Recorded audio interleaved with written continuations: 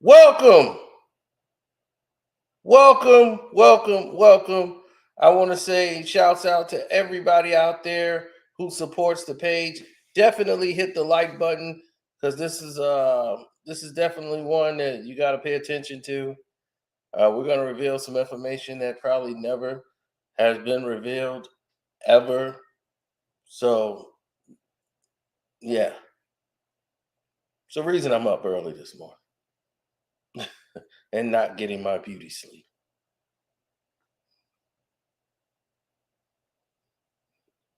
Absolutely. Oh, well, there was a major problem that went on, man. In the Warriors game last night against OKC. I picked OKC, by the way. Stylistically, I knew that this game would be a matchup problem for the Warriors down the stretch. And once again, this is a game where Draymond screwed it up down the stretch. Uh, this has not been a good season for Steph and Draymond Green. And the reason why this has not been a success is a lot of inner turmoil with Steph is upset with the way Draymond hasn't been able to control his emotions. And when he goes down, they need Dre to be on the court. They started the season without Draymond Green, and it's a lot of inner stuff that's going on in the camp right now. And Steph is pissed. He is frustrated beyond belief because these are his last years. Like he's in his twilight. He ain't trying to play to 50 like LeBron. He's not trying to stay here forever. What he does on the basketball court, exerting that much energy for the way he plays is a lot different than LeBron, who takes 55 plays off in a game. You talking about somebody that's playing both sides of the ball and plays off the ball, unlike LeBron James. So yeah, and he's going up against 22-year-olds. Steph is 35. 35 at a point guard or even a two guard is just taxing on your body. Period.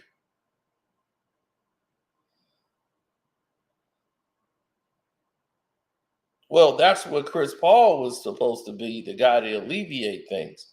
But the Golden State Warriors problem is that the talent they brought in that was supposed to be the backbone for the future of the franchise, they just imploded.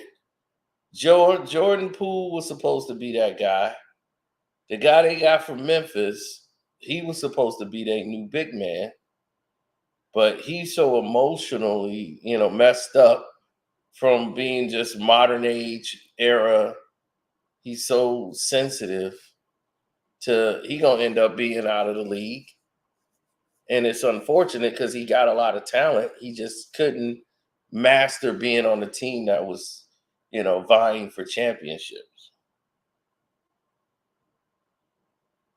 CP3 is there, and they was like, man, let's see, we got a backup point guard in case Steph gets hurt. We know CP3 can go out there and run the point. That's great. But the problem is Draymond likes to run the point. So now you got two guys in each other's way. Dre doesn't play off the ball like that. He does a lot of his general and his commands from the top of the key. Hey man, yeah, you get that, man. Yeah, no, you move out of there, man. You do that, yeah. So he likes to be the guy yelling and everything in position. Defensively, he's the coach on the floor. But CP3 knows the offense that they run in their sets. What he didn't know is some of the sign languages, some of the communications. Steph playing with Draymond definitely is a lot better for him because Dre knows how to get Steph the ball.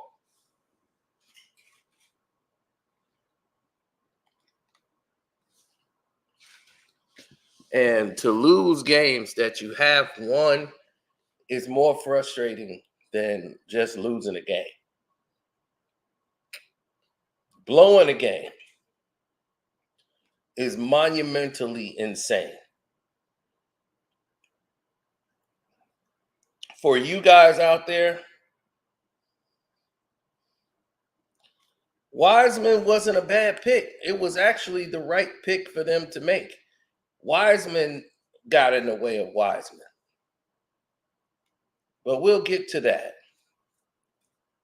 So, going into this season, the Warriors, who are a lot better than what people predicted them to be, last season, they came on strong in the playoffs. Like they came alive when everybody thought they were dead in the water. When they played the Kings, they came alive and showed like we're the defending champions. They got a lot of love in that series, but that's what they were supposed to get. They defended champions. Now, the problem that they have now is that their unit was never really together. Draymond Green's problem, which ends up being the Golden State Warriors' problem, is that you have a scenario and a situation that is not ideal because you didn't start off healthy to start the season. But you're doing so many and you're juggling so many different hats. You're worried about your podcast. You're worried about your other ventures, business wise. And a lot of people don't think Draymond's got his focus right for basketball. He's got so many other stuff he's doing with LeBron. He got a microphone on the sidelines talking during games for TNT. It's like, whoa, hold on, dog. We got a game going on here. There's a time and place for all of that. But it's like he's so far at this point more focused on the business of Draymond Green than the Golden State Warriors and winning games. This is just like his job. He shows up to do. And it's frustrating to somebody like Steph Curry who sees this and it's like, man, come on, man. We can't have these breakdowns. Where we got a game and we can't have you gone for 4 or 5 games and I'm hurt. I'm out. Now I gotta rush back on the court. Clay is done. I'm sitting here, we're trying to navigate this thing. Now, Clay, who's went through 2 massive leg injuries back to back, because that's normally what happens when you have that first injury. So after having and suffering those leg injuries that he did, and that's just the wear of tear, keep going to the finals, the grinding. Once you go through all of that,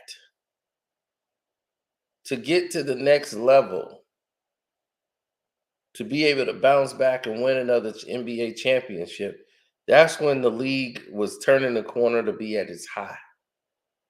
You had the Warriors back. You had new blood coming in with the Celtics and the young talent. They were in the finals against these veterans. You're starting to exhibit good basketball again. But now you're going to hear something you've never heard before in life. They resorted back into promoting LeBron James after the 4th championship. It reverted right back to LeBron. We got to get LeBron going again. He's not happy. LeBron feels like he's not going anywhere and he wants to go and join the Warriors or another team. He's willing to do that and just leave and go to another team and mess up everything they got going on with LA, even though he's got AD over there. Now, when they were down 3-1 and they was getting ready to suspend Draymond Green for game 5, LeBron James was telling NBA league officials, I'm not going out like that. I can't go out like that. Oh, I can't go out like this. I can't go out like this. He told this to then commissioner who had just came into power, Adam Silver. I can't go out like this.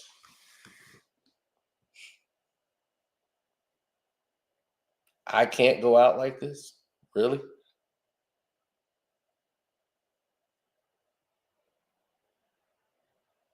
That's quite interesting for you to say you can't go out like something when you're down 3-1. It's not up to Adam Silver. Why are you telling NBA and league officials that, you can't go out like that? Shouldn't you be saying that to your coach? Why are you talking to Adam Silver in the NBA Finals? Why are you talking to league officials? And why are you trying to get the message over to them that you're not going out like that?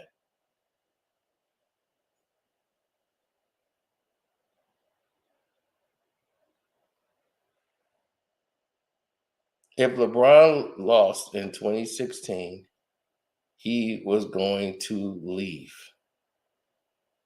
He had one more year left. He was gone. The Warriors wouldn't have gotten Kevin Durant. Kevin Durant was going to the Boston Celtics.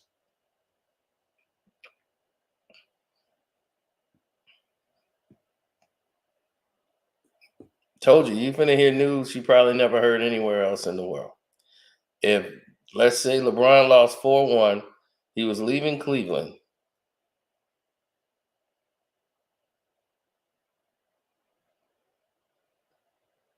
All right, he was leaving Cleveland, or he was always going to the Lakers. Kobe Bryant refused when they had brought the idea of LeBron coming to the Lakers. Kobe was, mm-mm. No, I'm not playing on the team with LeBron. No, no, no. Y'all could do that. You know, that pretty much done it with Kobe. He was at the end of his rope. He knew the Lakers wasn't gonna extend him at that point, and they were gonna start cutting his minutes. And Kobe been injured really bad for the past 4 years. He wasn't playing that many games.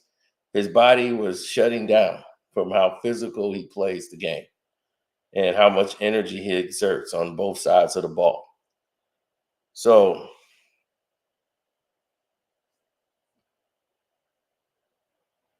once that happened, that transformed what LeBron was going to do.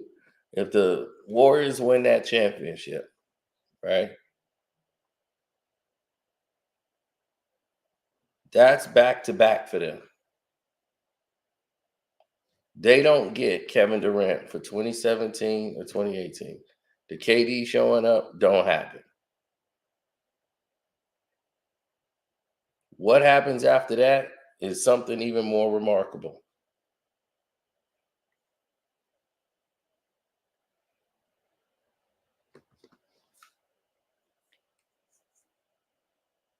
Kevin Durant was going to join Jay Crowder in the Boston Celtics with Isaiah. Hold on.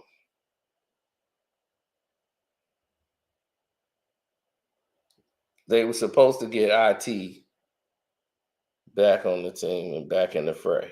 Hold on.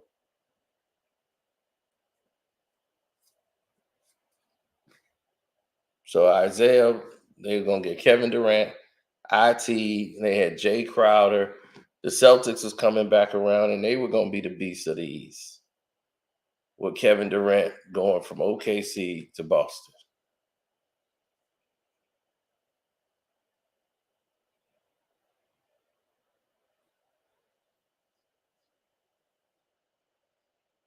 That was the play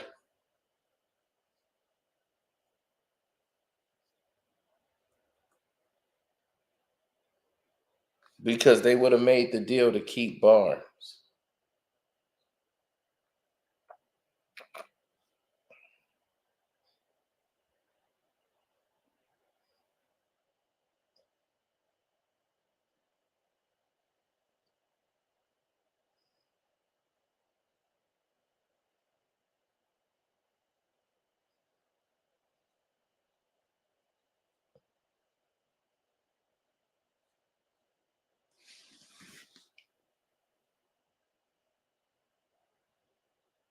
Mm.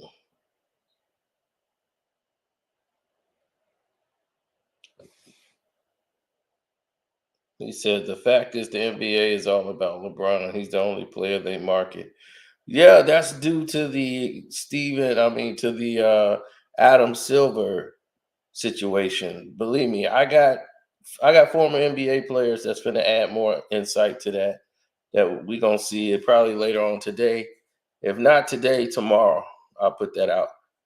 Uh, it explains it and pretty much backs up everything that I said about Adam Silver and everything and how David Stern was different because you've seen both sides of the ball. You're seeing the game and the element kind of emulate the personality of the commissioner. It's more about marketing than it is the actual game. And this is why people are not sitting in those seats.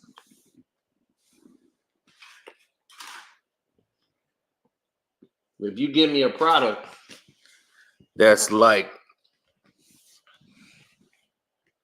inferior or less than appeasing, why should I come outside? If you're only going to promote one basketball team, why should I come outside?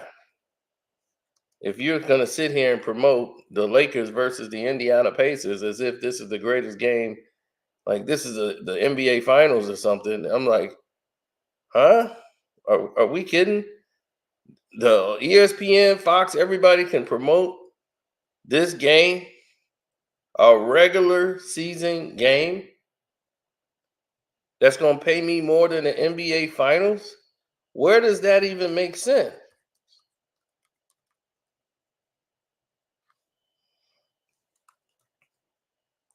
But when you have people that go and complain to the league office about they can't go out like that, then they come back and win 3 games in a row very controversially, and they win an NBA championship, and it's the biggest moment they've ever been in.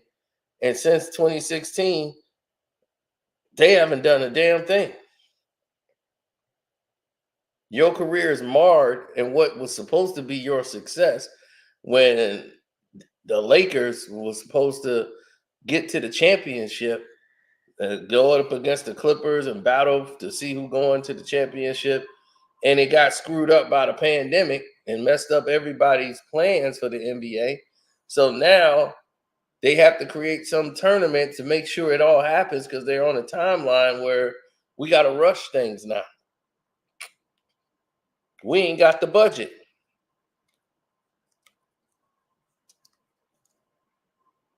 Now you got the Golden State Warriors who went through a slew of injuries. Clay was out for 2 years. Two. And when they came back and they got D'Lo out of there, D'Lo, they brought him in. He's supposed to be the new Steph Curry or the guy that they can hand the torch to when Steph can take a break. And D'Lo can only play one way. He can't. He's not used to the basketball. He's more one-on-one ISO. That's not going to help. That's not going to help the team. So he couldn't play with the Warriors. So they got him out of there quick.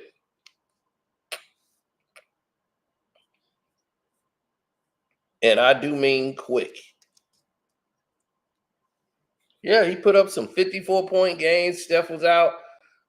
D'Lo's putting up 54 points, but they were going to lose playing that way.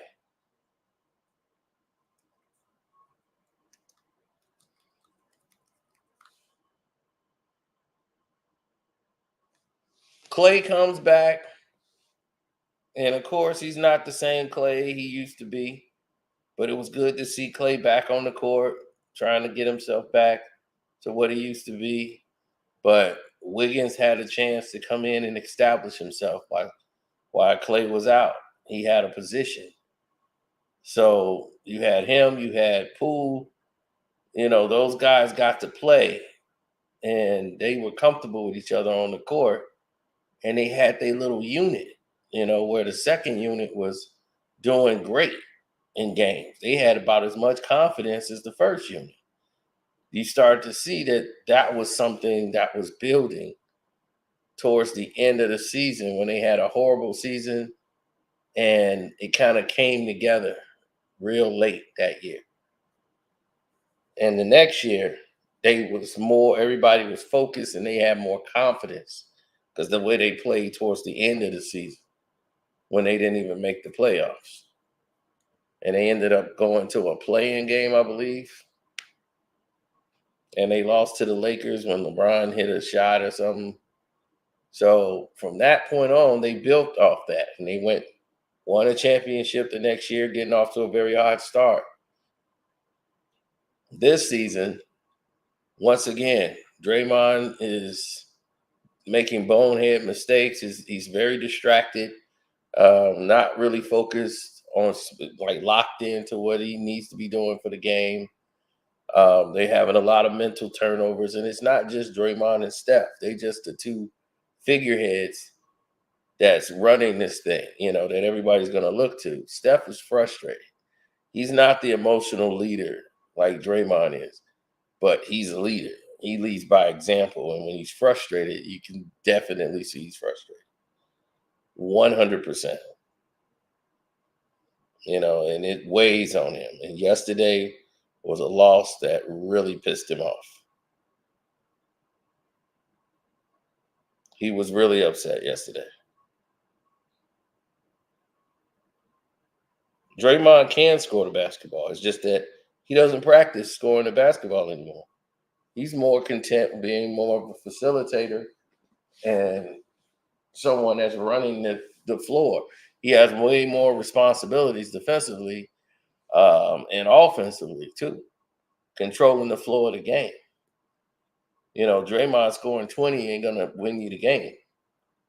That's just pretty much a problem. If he's got to score 20, somebody's not really doing their job. Draymond, you forget this guy put up 20 points and 20 rebounds in game 7 against the Golden State Warriors. I mean, against the Cleveland Cavaliers, the one that Kyrie hit the shot. Draymond was up for MVP of that series. Like he was dominant. Now, if you look at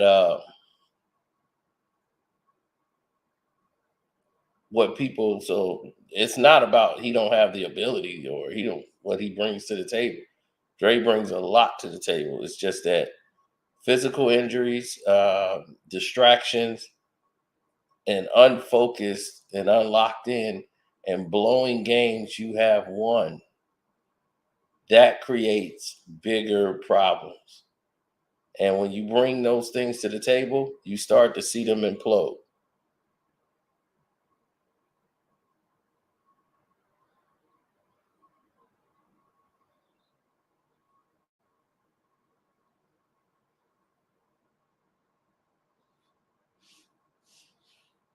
See, I love when people come in here, these stat readers, talking about my fake teams lose and I make excuses blaming the commission.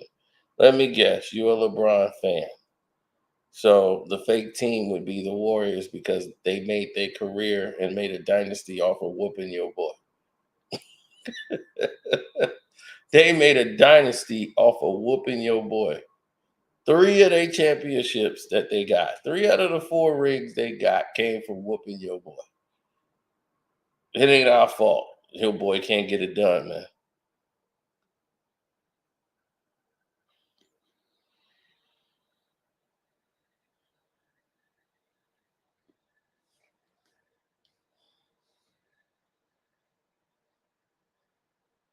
Because that bum is connected to this situation. Now, the league, after they won the 4th championship, the NBA turned their focus off of the Golden State Warriors. They shifted their focus back to the Los Angeles Lakers. And it was like, why? And the whole drive was let's promote this old dinosaur who keeps getting hurt, who keeps breaking down like a pinto. It's like, dude, this dog ain't gonna hunt. What are we doing here? This doesn't make any sense. Now we have all of these displays that's transpiring, all of these people who are involved in the situation whatsoever, and they have no clue, no identity, no ingenuity. They have nothing in place that would tell them the wiser or the lesser. These people are just in the way trying to market the game to its best, right? But you're marketing backwards, trying to make the Lakers a dynasty again because we got to keep the Lakers going up there, Lakers and the Celtics. So that's what they was pushing. Oh, we're gonna get the Lakers and the Celtics back in there in the drive for 17. That blew up because it was leaked to the whole world, right? Kevin Durant was gonna go to Boston. All of these things was happening when they was splitting up Brooklyn. So Kevin Durant's going to Boston was the move. Let him go to the Celtics, make a trade, and they were going to trade him for Brown. So Jaylen Brown was going to go to Brooklyn. Kevin Durant was going over to the Celtics that year. That Golden State won. Well, not only the drive for 17, before he went with Phoenix and all this, they couldn't get the deals done. The whole thing is at the start of that season, dude, what was going on with Kyrie Irving. Everything was pivoting. So after that was done, Kevin Durant was going over to the to the Celtics. They were going to battle the Lakers. It was going to be the battle for 17. All of a sudden, all of this marketing was going to go over. Jaylen Brown was pissed. He was involved in all these trade rumors because they weren't going to pay him the salary that he wanted. Kevin Durant and all of this trade. Jaylen Brown goes into the office of the Celtics. They have a big, explosive argument. It gets crazy.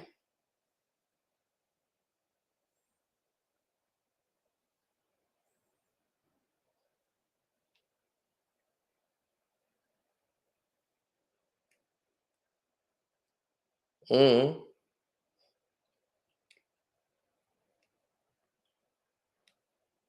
It was 100% the way they wanted it to go.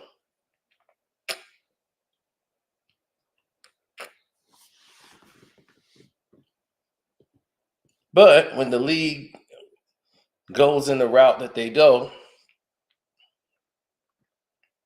the deal couldn't get done. So Kevin Durant ended up staying. And they couldn't trade for the person they was supposed to get from Phoenix because he signed a deal that says he can't be traded until the year is up. That was in his contract. He could not get traded in the first year. So they couldn't do a trade and swap. So whoever did the contract screwed it up. And the big man from Phoenix could not come over to Brooklyn. So that messed up the trade. So they had to trade. Phoenix had to basically trade away their whole team to like their defensive elements to get Kevin Durant. So that took place, and he got to go to where he wanted to go anyway, was Phoenix.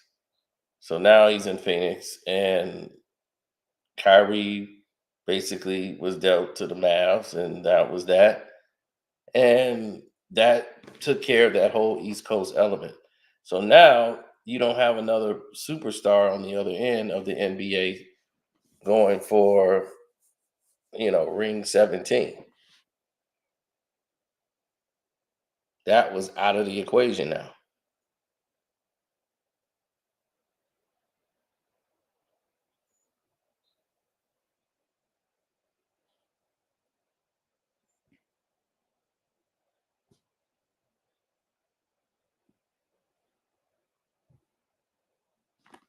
Yeah, well, see, that's the problem.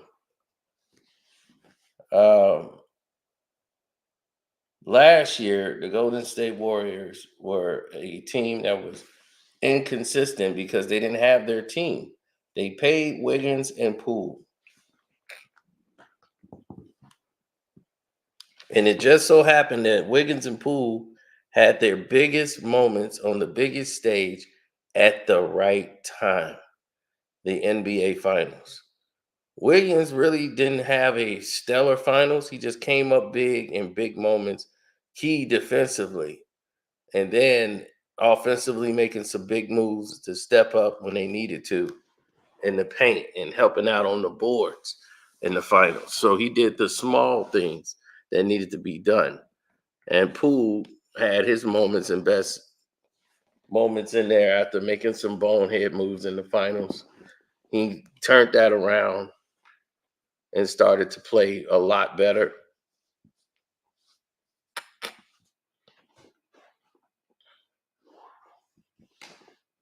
But the team was reluctant in getting him signed, period. Wiggins was signed first.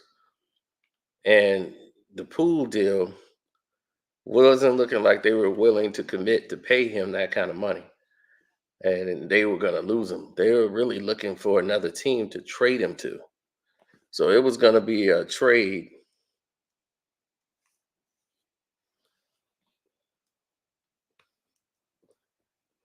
Well, you got to remember the first couple of games, Wiggins didn't do so hot. He got hot in those games that they won. They really needed him to step up. But no, Steph deserved that MVP, bro. No, he earned that one heavy. Um, but that's neither here nor there.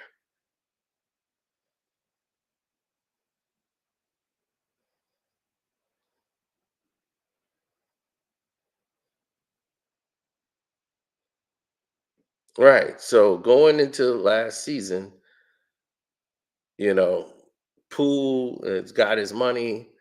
Wiggins got his money. So Poole's believing he's the star, like he's on the level of, the big three in Golden State, the Splash Brothers. He feel like he could just take crazy shots, not follow the offense, guys cutting to the basket, you're not making passes. The punch came through and it ruined everything. Once the punch with Poole came through, it was done. The team was broke. Wiggins, and his girlfriend or whatever, his kid's mother, he got mental problems. He's got to take about 2 months off of the league to leave the game itself. And now the Warriors are basically done. They wrapped up. Then, soon as the playoffs get here, the last month of the season, everybody's back. Wiggins is rushed back on the court. He's not 100%. And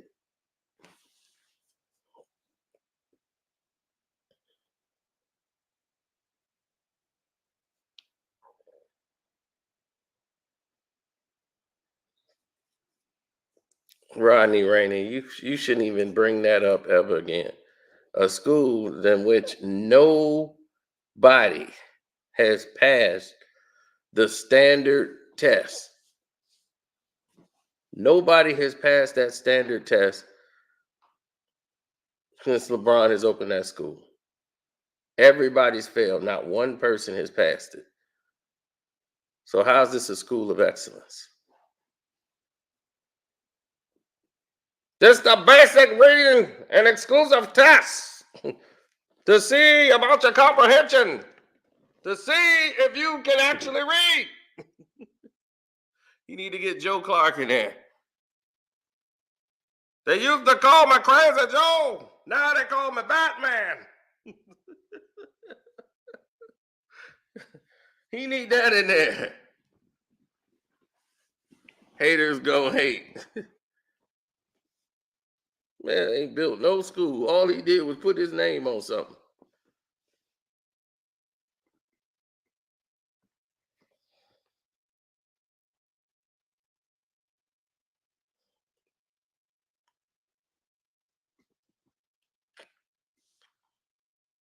Now, the Warriors came alive in the playoffs last year to show that they still the champs.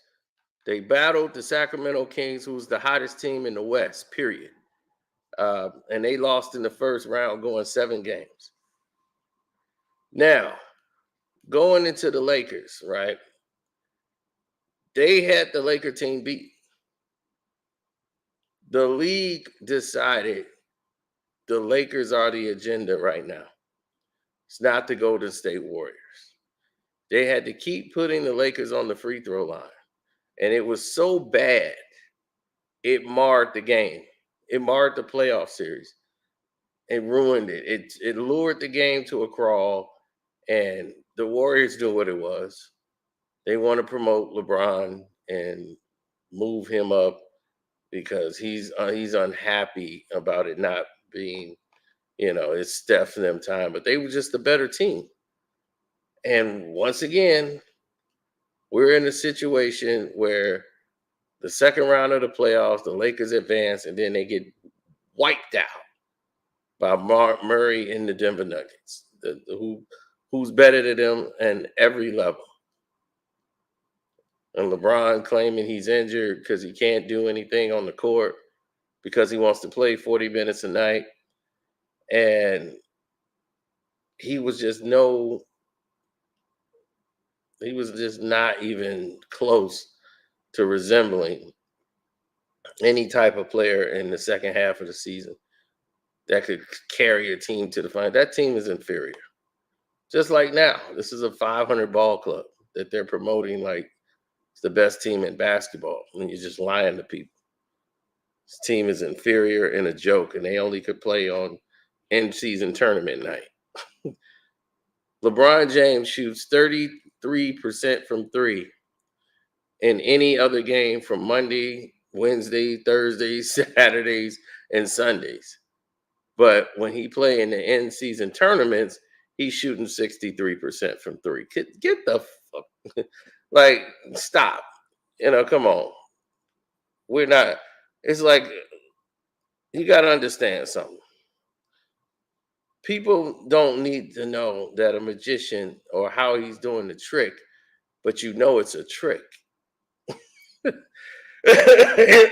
Ain't no doubt about it. It's a trick.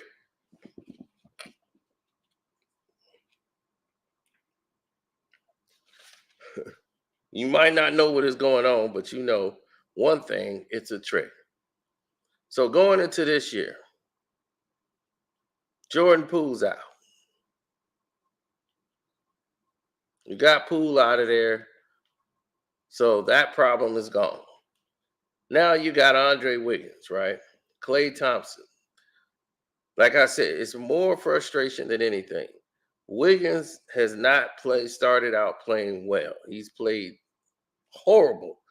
And that is a understatement of watching Golden State basketball. He has not played up to par since he's returned. And Klay Thompson is basically done. He's a guy that probably should come off the bench now. He's played a long career. His legs have taken a toll, and he's not as that go-to guy for that shot anymore. His shot is not as confident anymore. It's just his age, man. He's just not able to guard these younger two guards anymore. He just can't.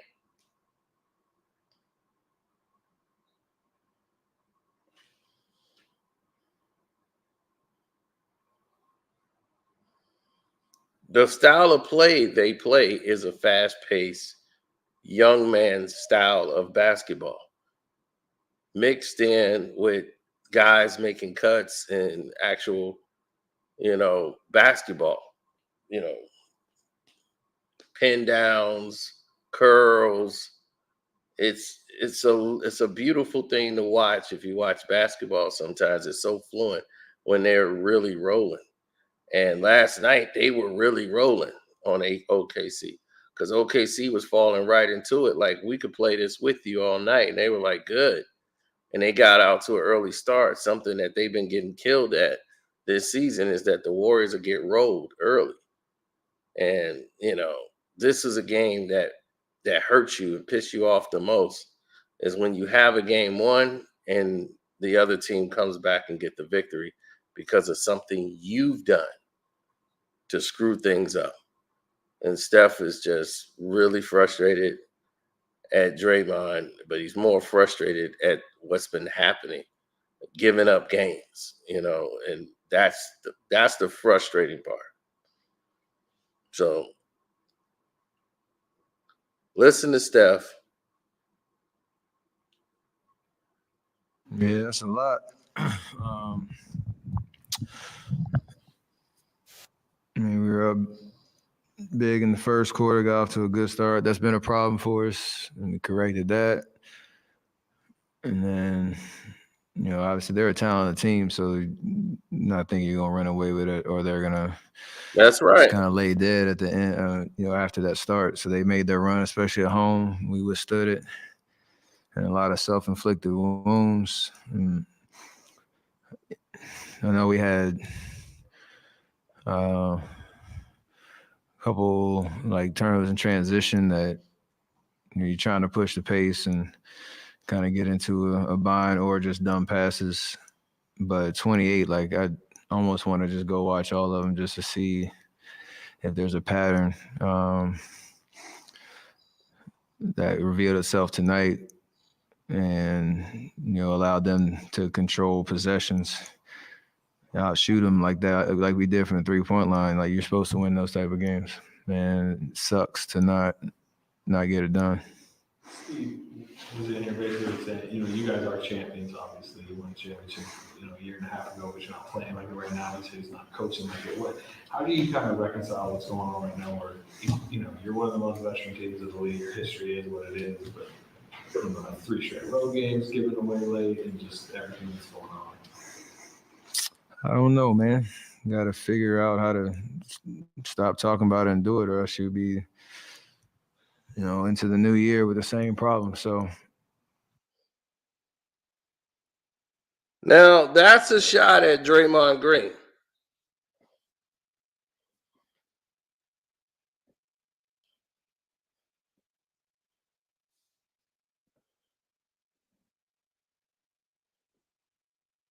I'm glad you said that, Mile High, because Steph Curry been hitting those shots before they had the magnet ball.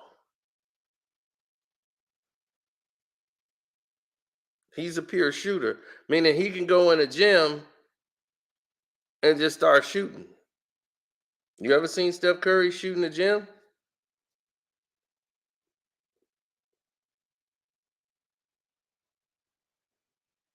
It's entirely different.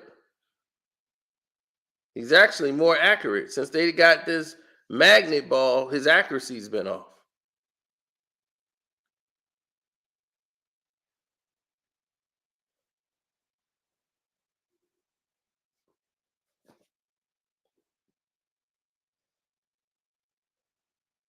Now, getting back to point, Steph Curry just basically threw a shot at Draymond Green, saying, we got to stop talking about it and actually doing it. That's a shot at Dre. We got to stop talking about it. Who talks about it all the time? Draymond. Podcast, TNT, Mike. He's too distracted with everything that's going on around the game. He ain't focused on what he need to be doing.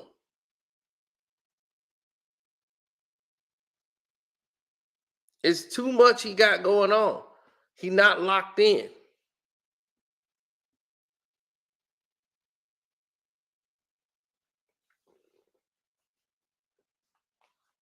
And when you start giving up all these games, 3 road games late, they didn't gave up. They done messed up a lot of people's parlays. They ain't mess up mine last night.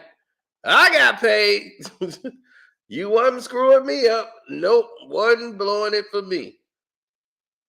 The only sheet I lost yesterday was betting on the damn New York Knicks and taking that 7.5. They messed up my whole parlay. Screw them. But it ain't their fault. They kind of got jobbed. So that's that.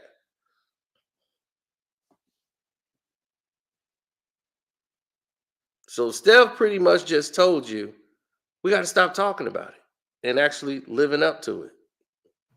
Whatever it is, if it's within our control, we got to do it if we're going to be any type of a serious team. And yeah, I'm kind of sick of talking about it too. You just got to go do it. Are you finding something with Kaminga in the way? I mean, we know he's had moments in the last 3 years, but you guys are close with your two straight games. He's playing hard. He's playing aggressive. He's playing with force. He gives us, athleticism and energy. He's taking what defense gives him. That's what he's asked to do. So for him to keep being ready, making plays he feel like he's supposed to make, impacting the game the way he knows he can every night.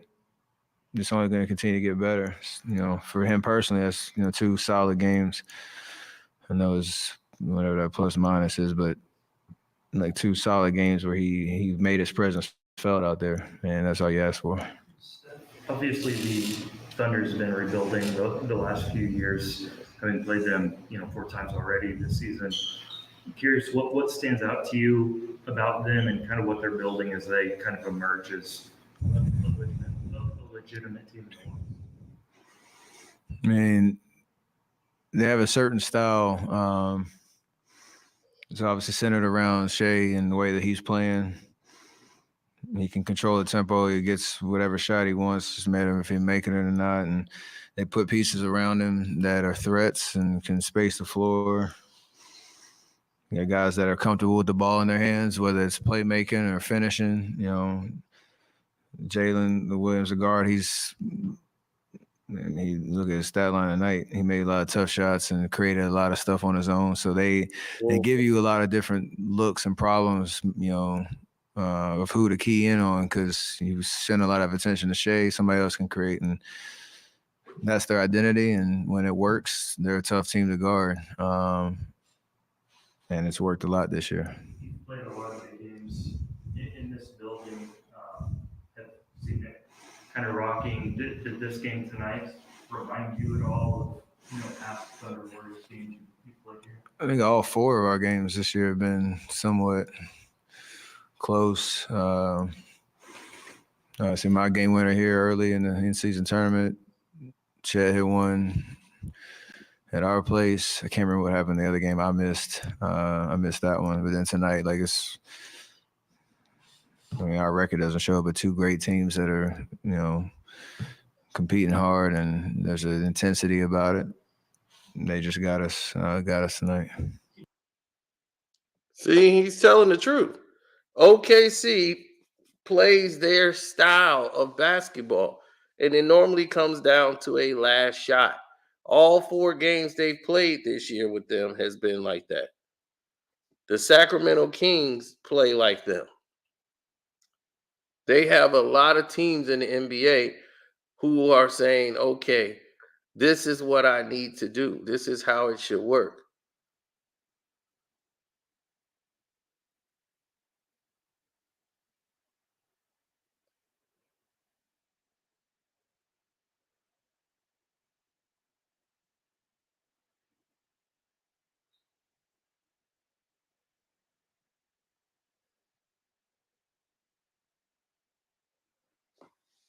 If they can get some right players in the game that can complement their style of play, they will be all right.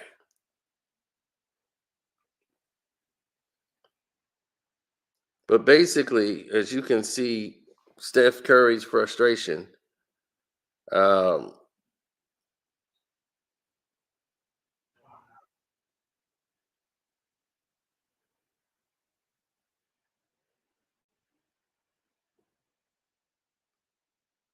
Yeah, I think Draymond's not really locked in. He's made a lot of bonehead decisions that had put them in a hole. Steph Curry was injured and had to rush back early because of this. He was out, he wasn't in the game, and next thing you know, he's choking Rudy Gobert out. And when he's on the court, he's got to grab CP3 from beating up Scott Foster as they throw him out the game early. And it's just so much disrespect to a guy who represents your league. You got all these teams that's playing well because they're playing like the Golden State Warriors.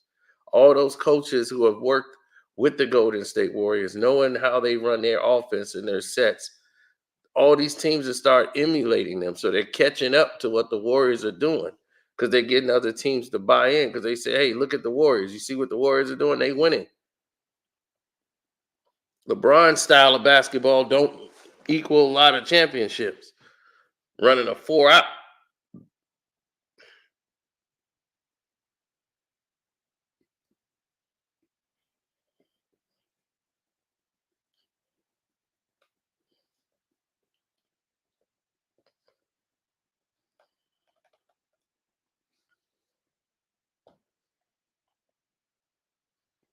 Yeah, we've already stated that Wiggins and Klay Thompson. Klay is a guy that's probably going to end his career with the Lakers, where his dad's alma mater. He'll play there. But he's talking about retiring and all that. Because, look, he's getting close to a contract extension, too. It's time for him to get a contract.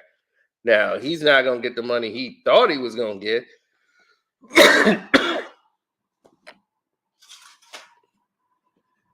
His days are over.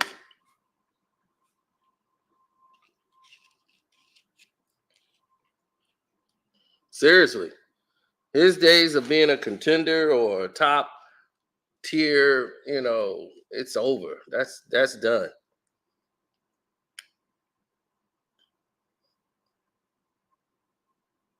He had a hell of a career for a guy who don't dribble. He's still a catch and shoot threat.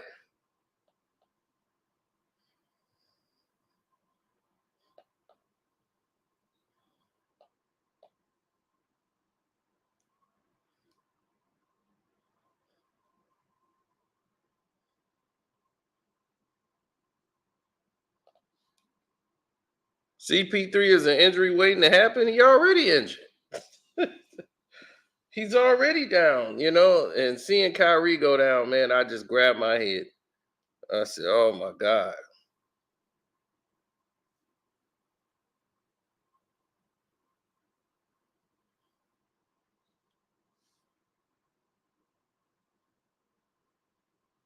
Yeah, Draymond made a mistake that cost him the game. No doubt about it. When we got organized, we got into good things. When we didn't, we had too many possessions where we didn't get organized, and a lot of those led to sloppy turnovers. Was harping on the fouls, the turnovers, is it getting frustrating? How do you feel like the team's kind of handling that? We're losing games, so it don't really matter how you feel about the, sad things. You got to win games, so just got to figure it out. What makes you confident that you guys can turn it around? Like, what specifically about this team? I think we got all the pieces that we need in order to win. You look at some of these games we're losing. Just got to tighten up, tighten up in the margins. But, we know what it takes to win a championship, and I feel like we got all of those things. So. Season's only 22 games old, but do you feel some urgency?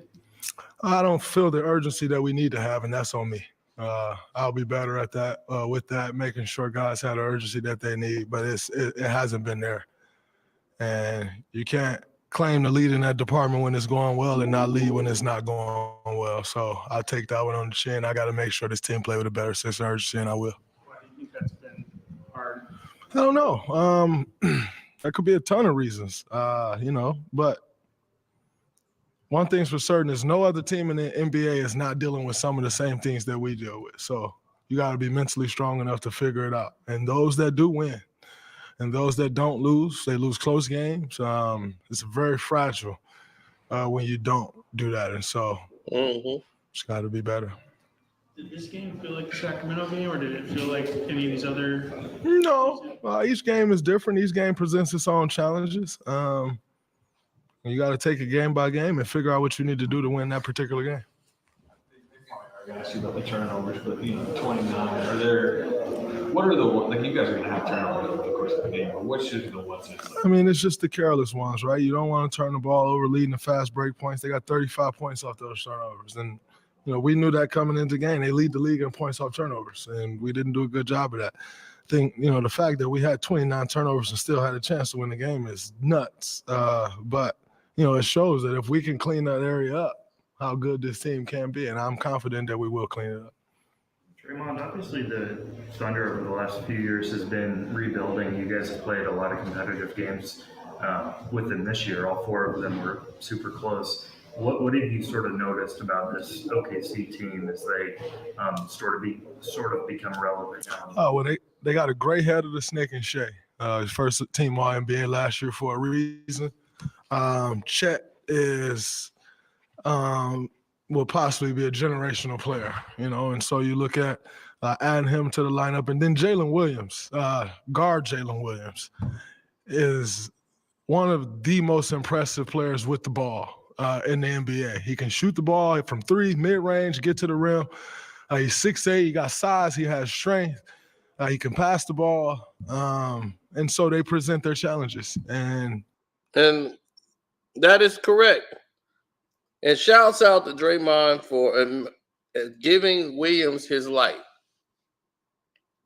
It's just like Desmond Bain. Desmond Bain wasn't getting a lot of attention. It was all about Ja Morant. And nobody gave any credit to Desmond Bain and what he was doing for the team and how he was carrying a lot of the load. And a lot of that is due to people paying a lot of attention to Ja Morant. But still, Desmond Bain, once he got to the team with Dylan Brooks and everybody else, that's when the team started to really take off. He was the guy you can go to and get that basket that you needed. He was their Joe Dumars.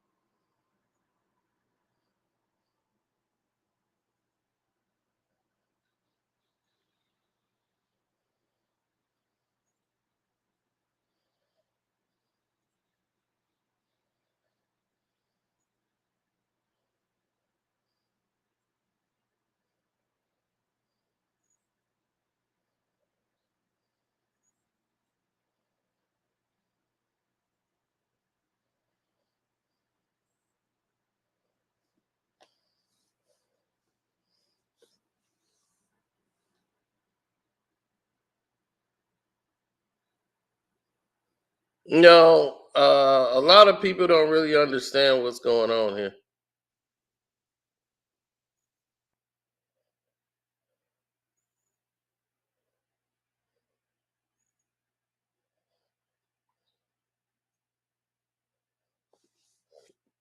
A lot of people don't get it. No,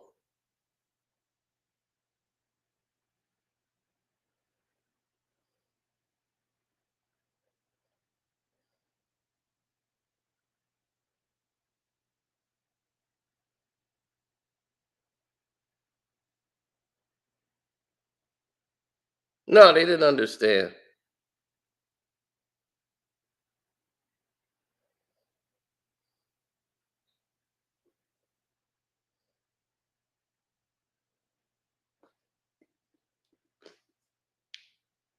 Adam Silver's on Clutch Payware. He just don't get it. He's a complete marketing guy. When a marketing guy who don't understand, when they don't understand the game of basketball, they look at it only from a marketing standpoint, and they just want to tweak and add things to it. Think you can just throw anything at it and make little tweaks and changes that is so dramatic you ruin history. And once you ruin history, you can't go back. You just can't do it.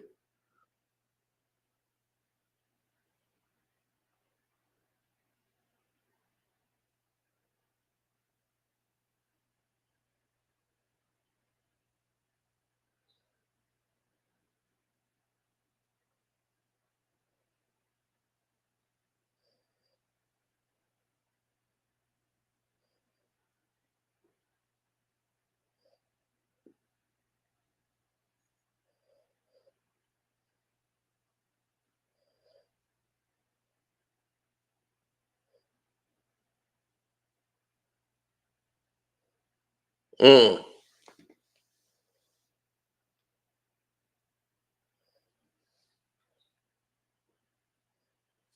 okay.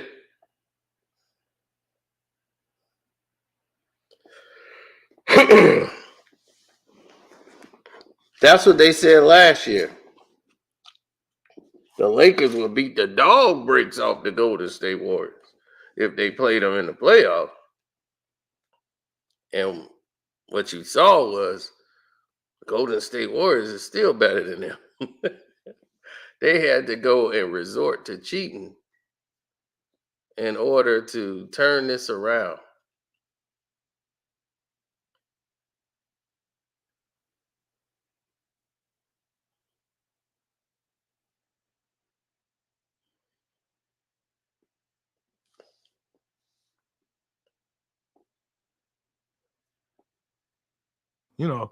Comes down to a lot of times you have to sit down and guard one-on-one. But yet, you still got to keep your shell tight. And I don't think we did much of a good job of that. What was your diagnosis on the check play to end regulation on the foul? I thought, something that we've been talking about a lot, fouling while we're up 3. And so I was very hypersensitive to it. Like, I got to foul. You don't want to be the guy to get that 3 up. I personally thought that I got him before he started his upward motion. But I saw the replay too, and it's close as hell. And, regardless of if I did or didn't, if it's close, they're going to go with the call on the floor. The call on the floor is 3 shots. So I got to be better there. He's facing the rim. I can't foul there. I think, I jumped for the ball thinking I could get the steal, and it went a little over my head. On that, I just need to stay down and not get the steal, knowing I'm fouling him as soon as he starts catching the ball. So I fucked that off. It's a mistake that a young guy should make, not someone in their 12th year. So Exactly. And at least he took responsibility for it right then and there. He screwed this off. That's dumb. And you can tell Steph Curry's frustration.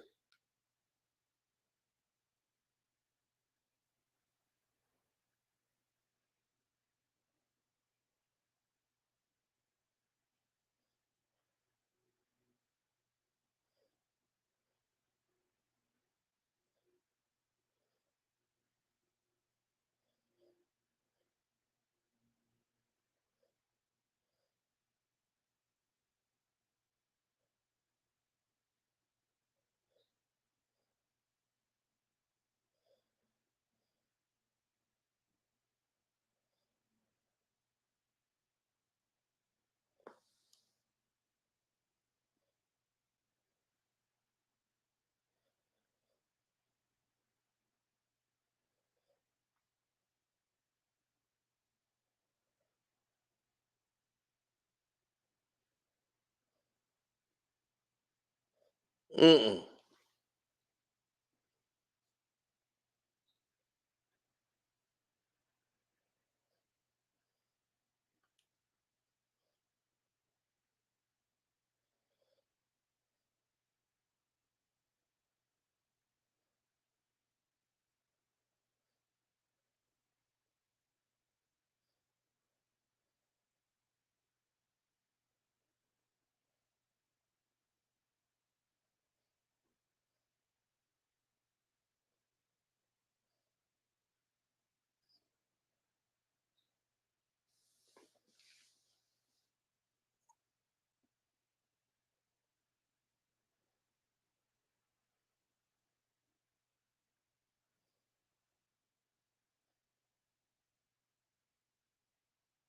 Mm-mm. It's not new.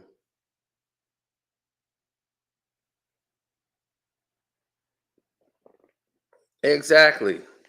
The league has been, like he said, they've been instructed to favor certain teams for decades. And that has created a problem within this whole organization that they call the Professional Basketball Association. You know, and this is what's ruining the league. This is what ruined the NBA. This is what ruined basketball. Um, the problem is you have people who are not very progressive and turning over what they need to be successful in this thing. And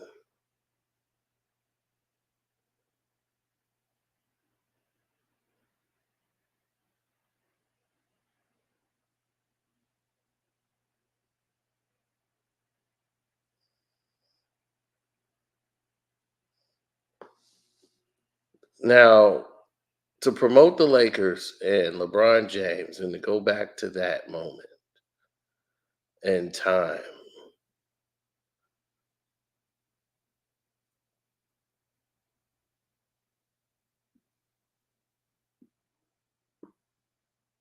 because once you go back to, it's like how they say you can never go back.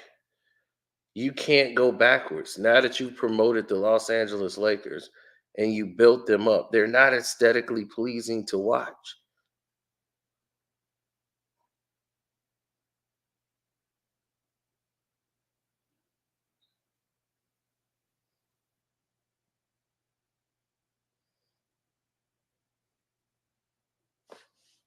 What's up? The Golden Eagle has landed. Yeah, there's a lot of problems in Detroit. I've been hearing a lot of the teams are not happy with Monty Williams, the way he's called out players and the way he bench players and snatch them and sit them down. For a young basketball team, this is a learning experience. But when they got Bogues back, they should get some games in. Like I said, I'm not betting on the Pistons winning a game until they win one. So I'm not losing Pistons games no more. What's wrong with the in-season tournament? Where do you want to start? Um, One, the officiating, the way they're allowing them to run up the scores, the fact that no one knows how the rules work or how this league works. Period. Two, you're paying people more money for that than the NBA Finals. 7 games, and they are getting more money than they would if they win the NBA championship.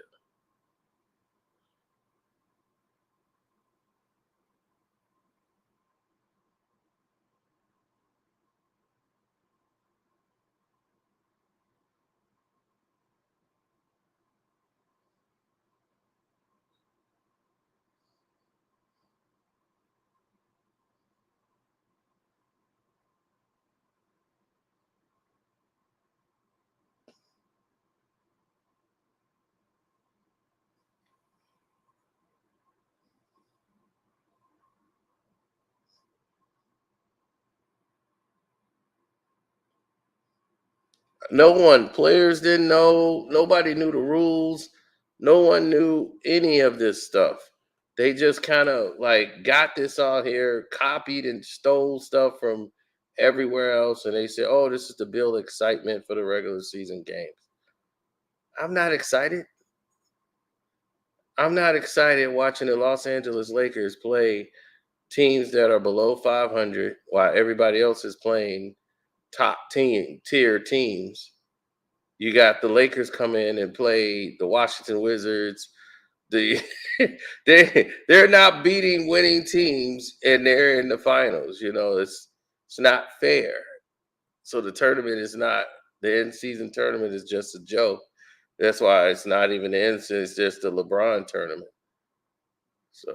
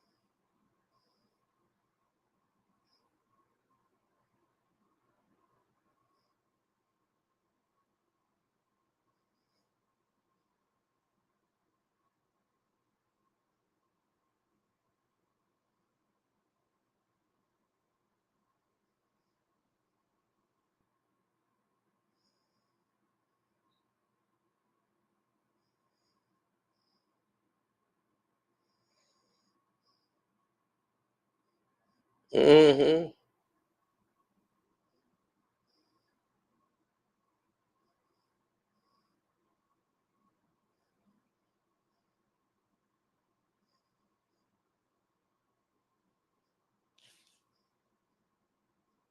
LeBron legacy is set in stone.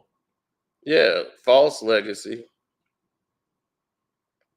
He's on Mount Rushmore with a bunch of other liars on that Mount Rushmore.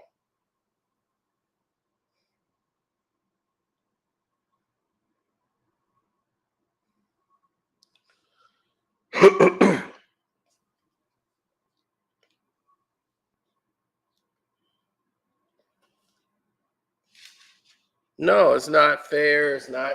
It's all this stuff they thinking is gonna work. It's not.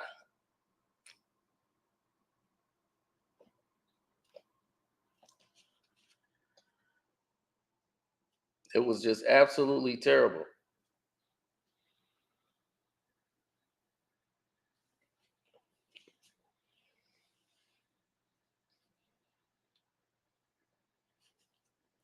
Right. I'm not gonna sit here and watch them put a magnet ball in play, and that's supposed to turn everything around for me.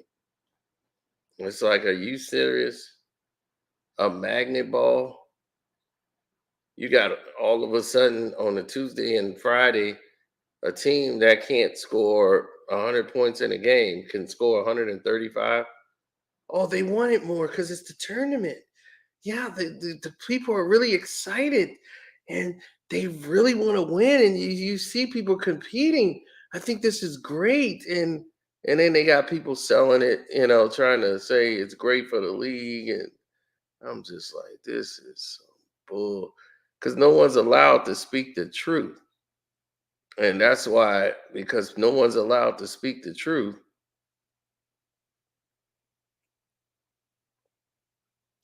people are, once again stuck watching this all over again.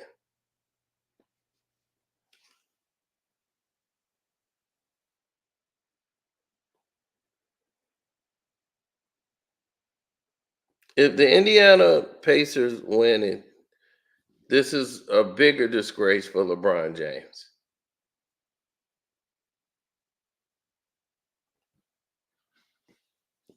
Right, because here's the thing: you haven't promoted the Indiana Pacers at all in the past 3 days. Is the most promotion they've ever gotten in their life.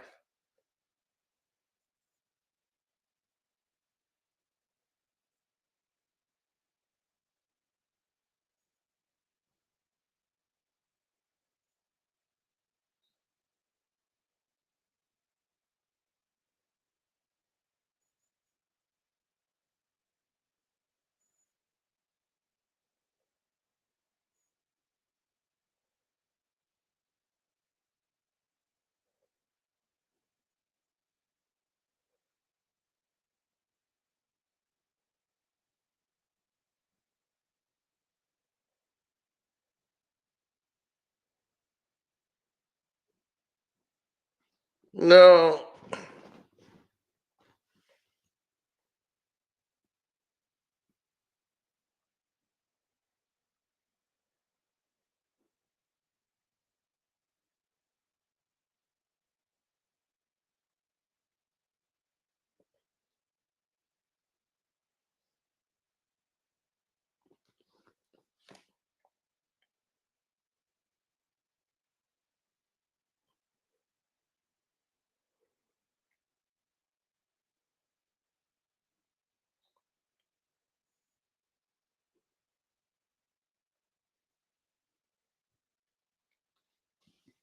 no. Dre said it was for what it was. Draymond said it for what it was. He took responsibility for the game.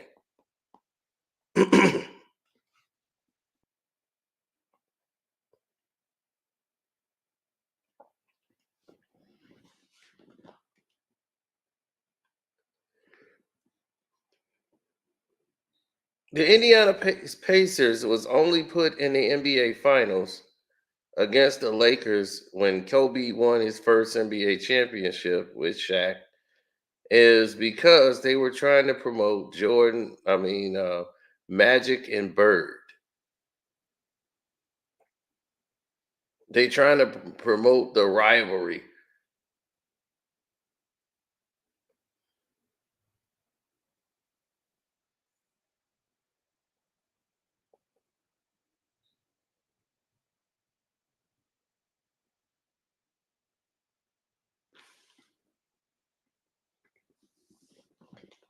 You got Bird coaching the Indiana Pacers, right?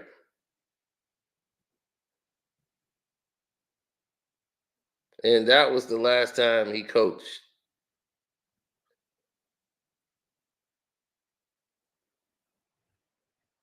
Larry Bird retired from coaching right after that.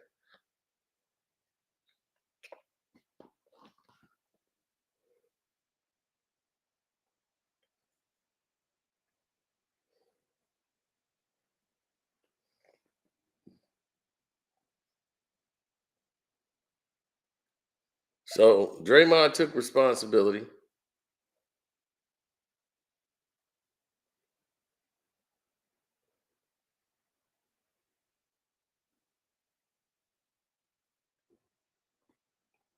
Well, the thing is, the Indiana Pacers laid down for Michael Jordan and the Bulls.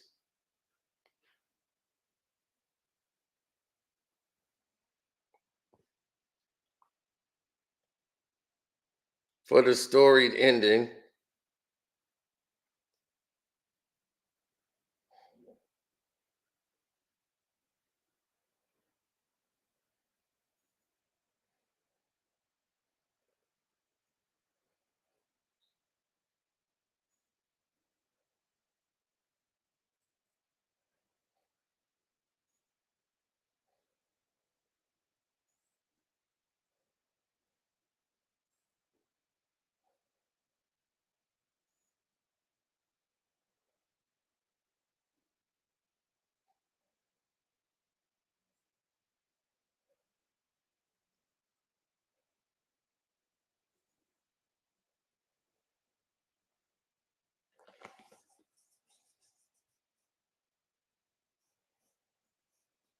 No.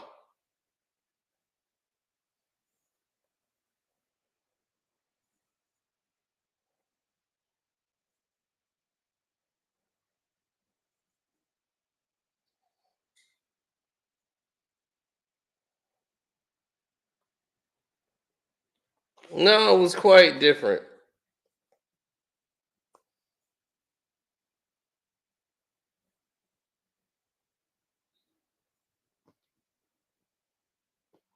Yeah, it was different.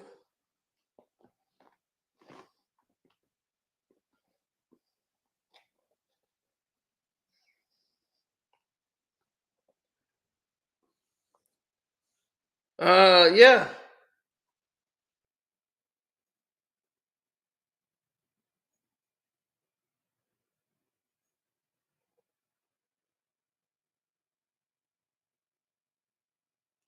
You're right. They would have known they would have lost. The Bucks would have smacked the Lakers. Well, yeah, we know that. They didn't want that to happen. Too much at risk.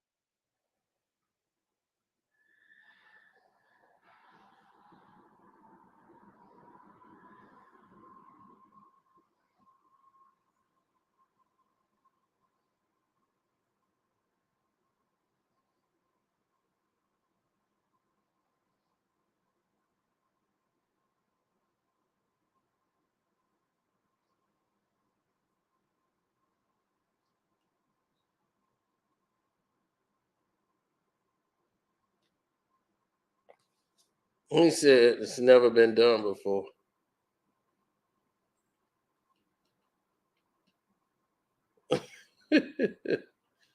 Incredible accomplishment. Of course,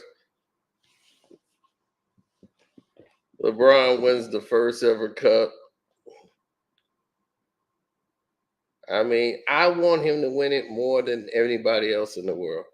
I want LeBron James to win this thing so bad. So this is not going to be what they thought it was going to be. Not at all. Not even close. Not even close.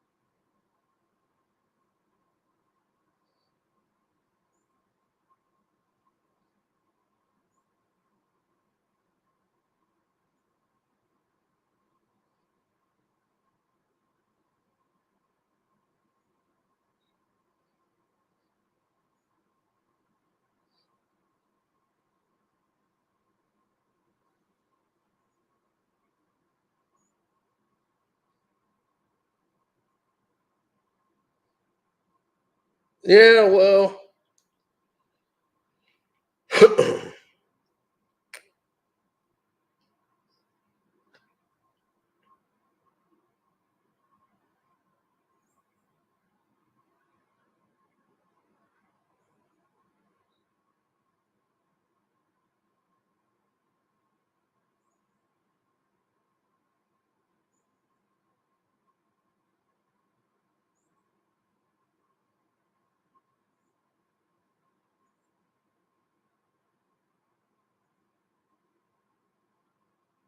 No, I don't really see it that way.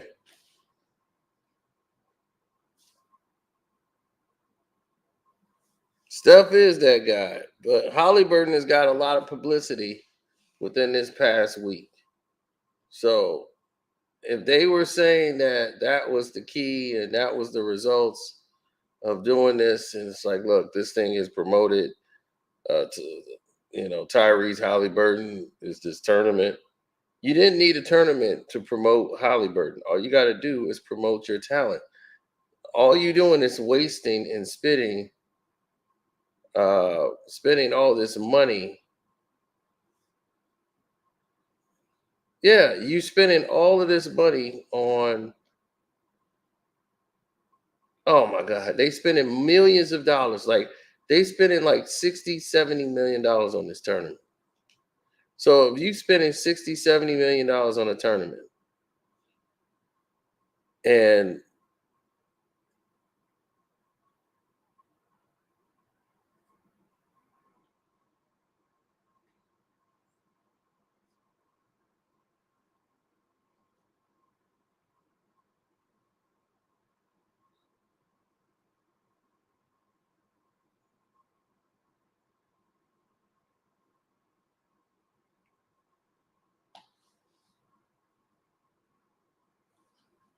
mm,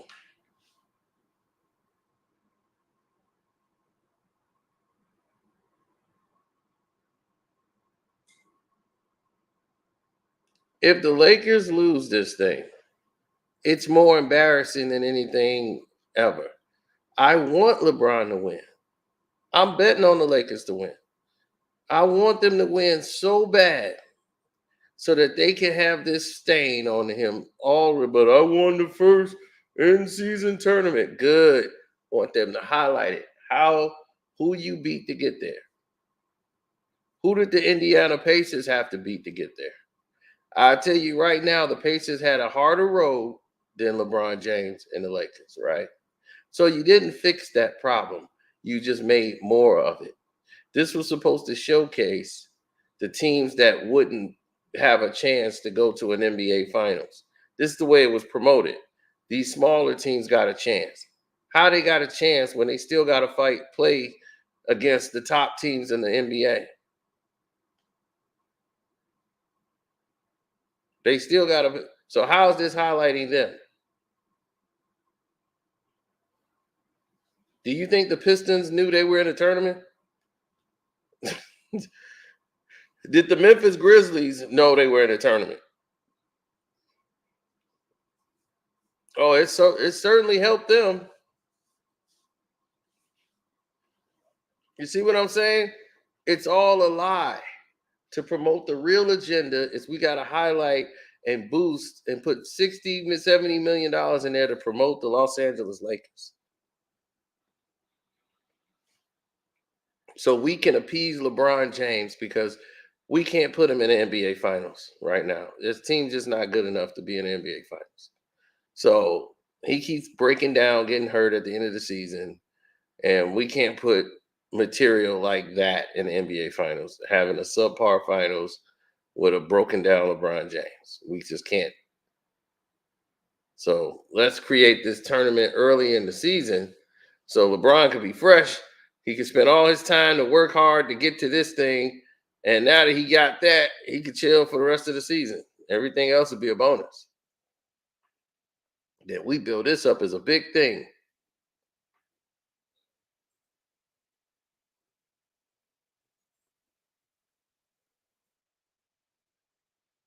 Why does it need to fail? Well, it needs to fail because if it don't fail, you know what's going to happen? If this thing doesn't fail, Adam Silver, you think this is it? No, he's going to try to throw 3 tournaments. You're going to have a Euro tournament. You're going to have another. Dude, you're going to have so many tournaments where NBA teams going to go and compete against European basketball teams. They're already doing that now in the preseason. There's going to be tournaments galore. That's all the NBA is going to be is tournaments. You're not even going to care about the regular season. Now you're altering history, and nobody's going to even bat an eye because the ratings have dropped so low.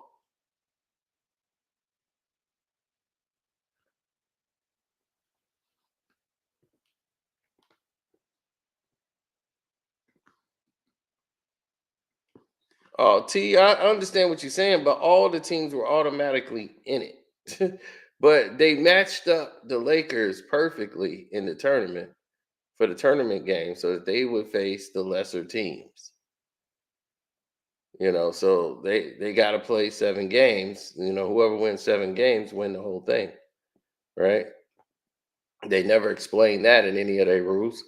They never explained really the prize money. They never explained all the MVP, the medal, like they get a gold medal around their neck. It's just so stupid. It's a waste of time because you're not fixing the problem. The problem is you altered the game. You made the game too soft. You made everybody whiny little girls. And now they're whining on the court. Well, I should say whiny B words. And they've ruined it. The Lakers Sun game just highlighted how bad this thing really was, and that we are trying to get LeBron there.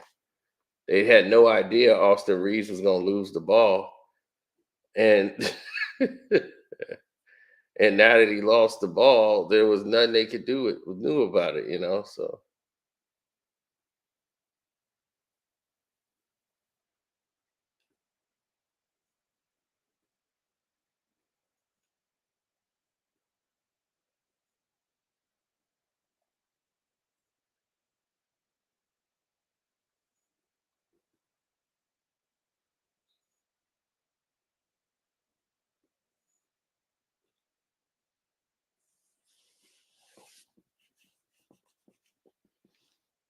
Oh yeah.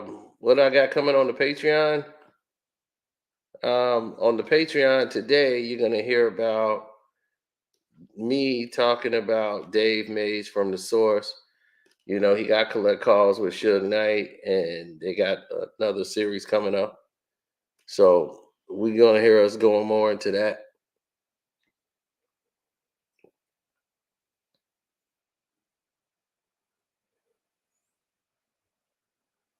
That call was a bad look. That call is exactly, it highlights.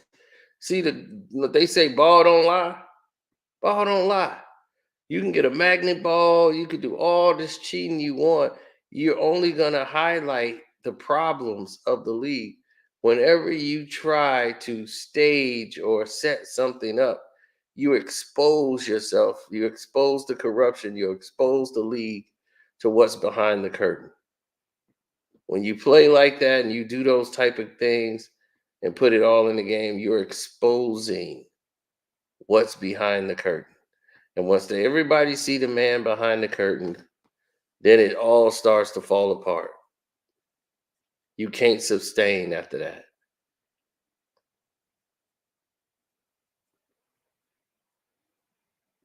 Right. It's like this is who they want to promote the league. LeBron and all that. They love that because he's so animated. You see Steph Curry, right? Steph isn't that animated unless he's on the court. He's not off the court like that. He just basically get excited when he's playing and he's rolling. But now they want to promote everything in a whole different way.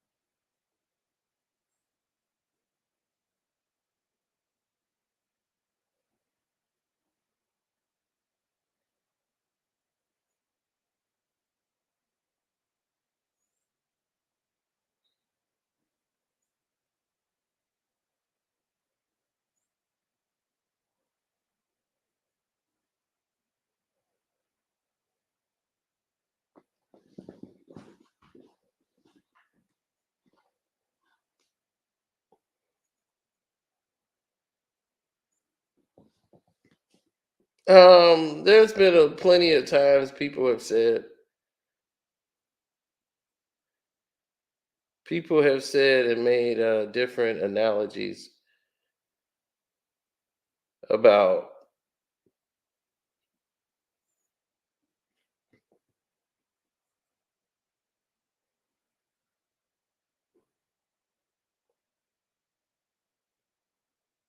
No, they make the analogies about the game itself, but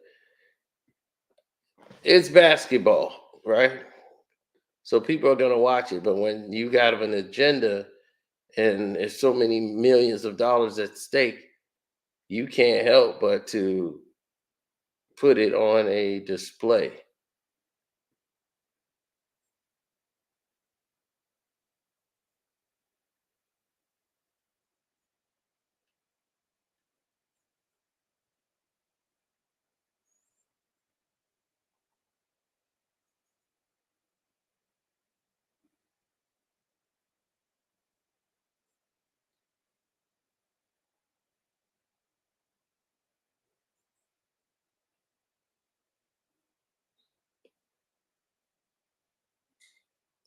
Well, you got all these people try to talk about, oh, he's the most dominant player in the game, and it's complete bulls.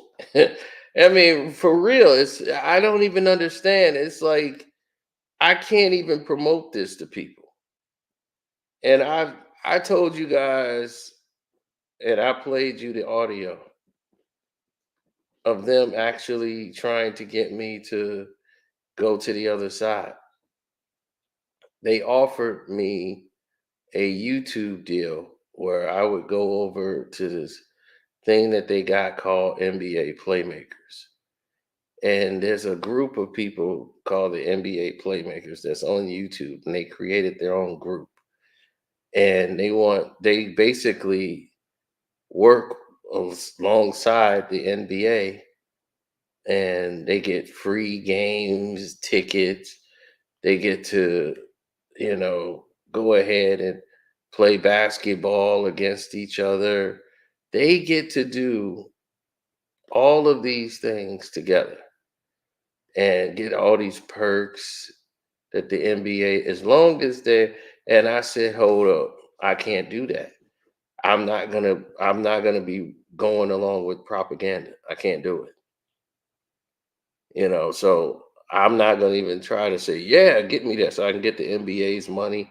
No, I'm not gonna work with you. It's not gonna work.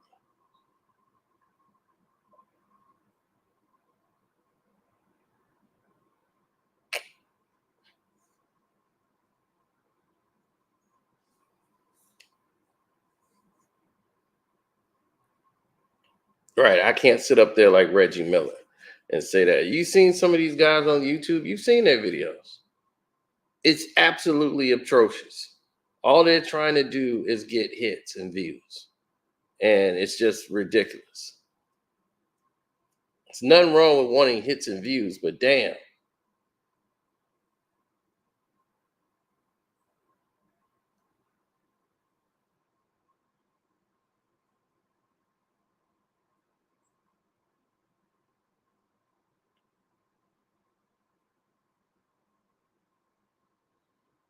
Here's the thing. If a player tests positive,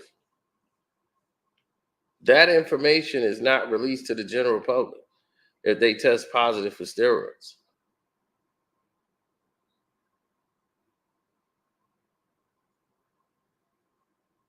They don't have to disclose if someone took a test or not.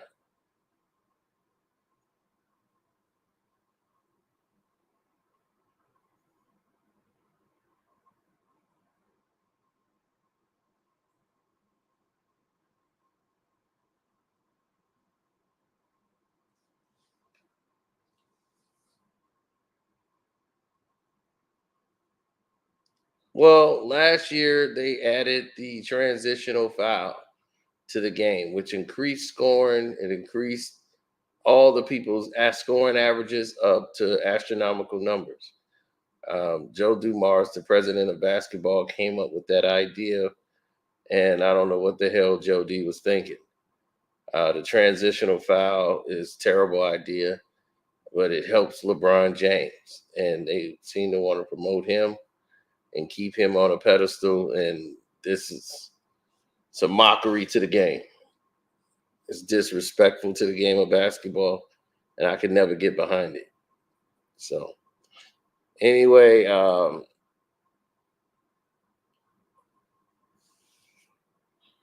yeah, they thinking this is promoting the game. Like, oh man, this is great. They got a tournament. I played you. When you watch the first part of my video, that's my uncle saying, wait a minute, they in the finals already? The season's this short? He think this the damn playoffs. He think this was the real playoffs. Like, what's going on here?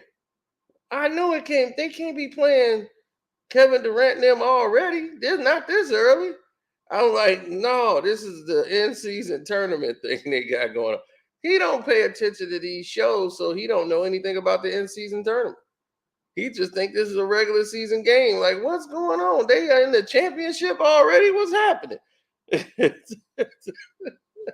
He don't know what's going on. So he called me. He's like, I know exactly who to call.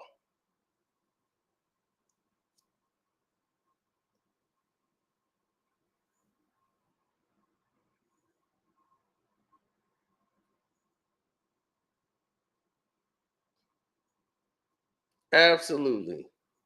So let me go ahead and get situated here. We got a lot going on today. So let me get started. One. Shouts out to Kwame Brown, Bus Life. Welcome to HDTV, Jag Sports with Jose Rodriguez.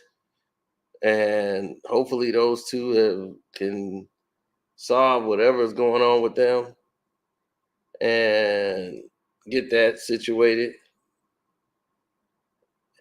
Oh, yeah. And Armando Black TV, Ticket TV. Who else I'm missing? Dreamers Pro. You do great work over there. Appreciate you. And I'm out.